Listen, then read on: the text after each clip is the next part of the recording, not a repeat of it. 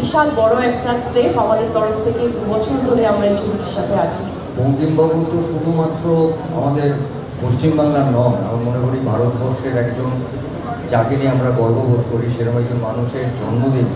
উনি দেবীচৌধুরী উপন্যাসটা যখন লিখেছিলেন তখন তৎকালীন ব্রিটিশ সরকার সেটাকে ব্যান করে দিয়েছিল এবং ভারতের স্বাধীনতার পরই তার ব্যানটা লিফট হয়। এরকম একটা ছবি যেটা দেবী চৌধুরানী, এবং সেই ছবিটা আমরা তৈরি করেছি অনেকদিন ধরে। কিন্তু আমাদের যেটা হয় যে সিনেমা তৈরি হয়ে যাওয়ার পরে যখন আমরা মনে করি ছবিটি নিয়ে মানুষের মাধ্যমে ছবিটি প্রচার শুরু করব, সেখানে আমাদের মিডিয়া বন্ধুদের প্রচুর সাহায্য লাগে। কিন্তু আমরা সবাই মিলে ঠিক করেছিলাম যে এই একটা দিন ছাড়বো না, কারণ বঙ্কিমবাবু তো শুধুমাত্র আমাদের পশ্চিমবাংলার নন, আমি মনে করি ভারতবর্ষের একজন যাকে নিয়ে আমরা গর্ববোধ করি, সেরকম একজন মানুষের জন্মদিন এবং তার জন্মস্থানে আসা। এবং আমাদের দেবী চৌধুরীর এন্টায়ার টিম আজকে আমাদের সঙ্গে এসছেন।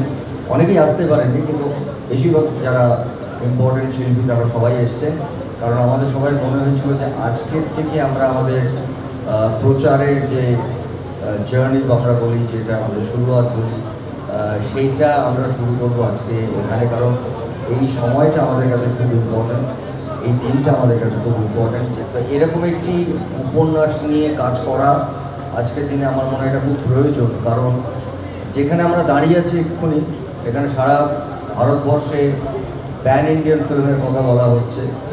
আমার মনে হয় প্যান ইন্ডিয়ান ফিল্মে যদি আমাদেরকে নিজেদের জায়গা তৈরি করতে হয়, তাহলে আমাদের কাছে অস্ত্র কিন্তু একটাই, সেটা হচ্ছে আমাদের কালচার, সেটা হচ্ছে আমাদের ইতিহাস, সেটা হচ্ছে আমাদের উপন্যাস।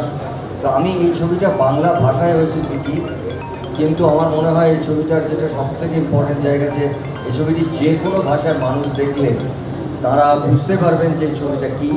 কারণ এইটা বঙ্কিমবাবুর একটা গল্প লেখার ধরন ছিল যে উনি কিছু ঐতিহাসিক চরিত্রকে রাখতেন, আবার তার সঙ্গে উনি একটা তার মতন করে ফিকশনালাইজ করতেন, যাতে মানুষ পড়তে ভালোবাসেন, সেটা পড়ে তাদের ভালো লাগে। এই দেবী চৌধুরানীর যে স্রষ্টা, তার বাড়িতে এসে আমরা আমাদের প্রচার শুরু করেছি, আমাদের দেবী চৌধুরানীর প্রচার। খুব ভালো লাগছে। আপনাদের সাপোর্ট ছাড়া আমরা এক পাও এগোতে পারবো না, কারণ আপনারাই মাধ্যম, আমাদের মিডিয়া বন্ধুরা, যারা সব জায়গায় ছড়িয়ে দিতে পারবেন এই নিউজটা যে আমাদের একটা ছবি আসছে যার নাম দেবী চৌধুরানী।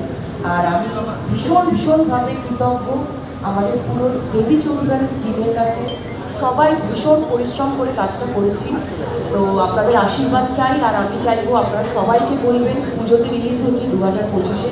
বিশাল বড় একটা স্টেপ আমাদের তরফ থেকে, 2 বছর ধরে আমরা এই ছবিটির সাথে আছি। RICL TMX, যুগের পর যুগ স্থাপনা থাকে মজবুত। আর আরও জার্নি চলবে, আপনারাও পাশে থাকবেন।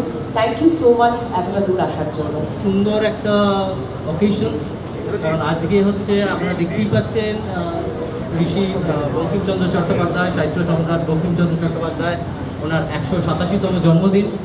এবং আজকে আমরা ওনার জন্মভিটাতে এসেছি এবং ওনাকে শ্রদ্ধার্ঘ্য জানিয়েই আজকে আমাদের দেবী চৌধুরানীর ফাংশন শুরু হচ্ছে। আজ থেকে অনেক বছর আগে উনি দেবী চৌধুরী উপন্যাসটা যখন লিখেছিলেন তখন তৎকালীন ব্রিটিশ সরকার সেটাকে ব্যান করে দিয়েছিল এবং ভারতের স্বাধীনতার পরই তার ব্যানটা লিফট হয়। তো এইরকম একটা ঐতিহাসিক একটা উপন্যাস এবং তার একটা ঐতিহাসিক প্রেক্ষাপট, সেই প্রেক্ষাপটের উপর তৈরি হয়েছে আমাদের চলচ্চিত্র। তো একটা দীর্ঘদিন ধরে আমাদের একটা লড়াই করে এই ছবিটা তৈরি করা হয়েছে এবং একটা অন্যতম একটা বিশাল বড় ছবি বাংলার ইতিহাসে, যেটা আমাদের এই পুজোতে রিলিজ হচ্ছে 2025-এ। সেটাও একটা খুব আনন্দের খবর।